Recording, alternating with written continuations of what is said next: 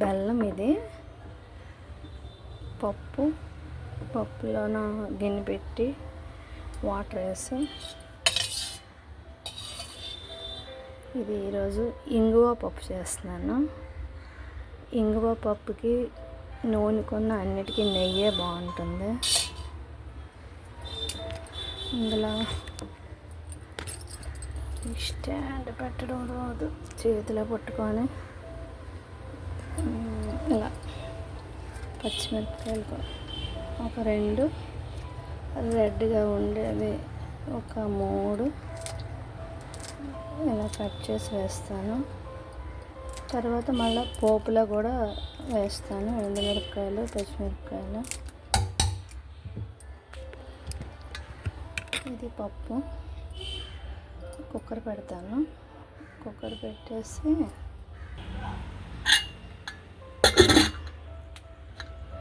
మూత పెట్టి ఒక 3 విజిల్ హైలో,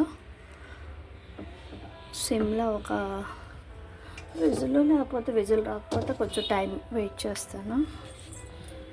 పెట్టేస్తాను గ్యాస్ మీద. గ్యాస్ వెలిగిస్తాను. విజిల్స్ అయిన తర్వాత పోపు పెడతాను. అది కూడా నెయ్యి, ఇంగువ, పచ్చిమిరపకాయలు, కరివేపాకు.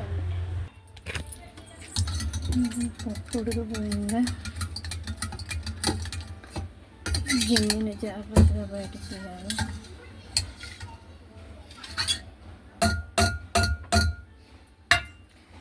చాలా వేడిగా ఉంది.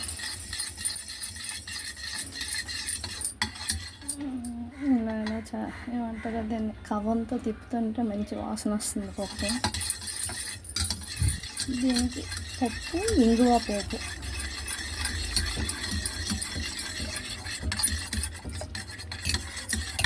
ఇలాంటి వంటలు ఆరోగ్యానికి బాగుంటాయి.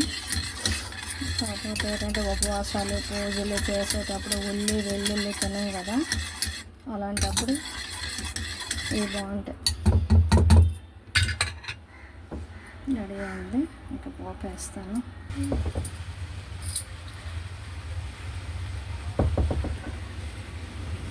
ఇందులో జీలకర్ర, కరివేపాకు, ఎండుమిరపకాయలు, పచ్చిమిరపకాయలు, నెయ్యి,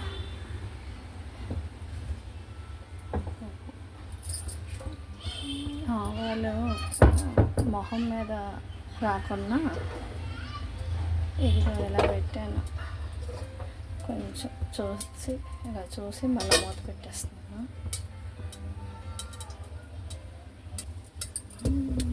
ఆవాలు కలర్ మారి చిట్టుపట్లు ఆడుతున్నాయి. జీలకర్ర వేసాను.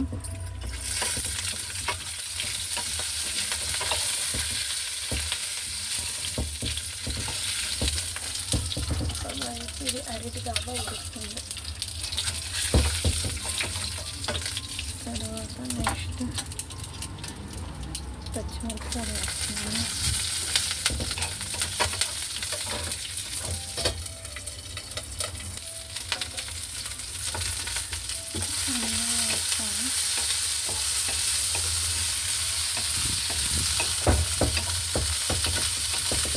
ఉప్పు వేగుతుంటేనే బాగుంది వాసన. ఇదని చాలా డబ్బు వస్తుంది. కొంచెం నెయ్యి చాలా అనిపించింది, మరి కొంచెం నెయ్యి వేస్తున్నాను.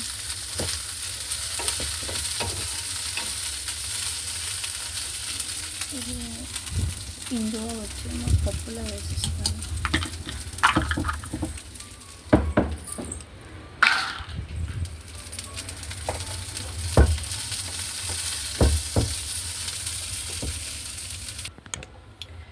సాల్ట్, పోపు వేసి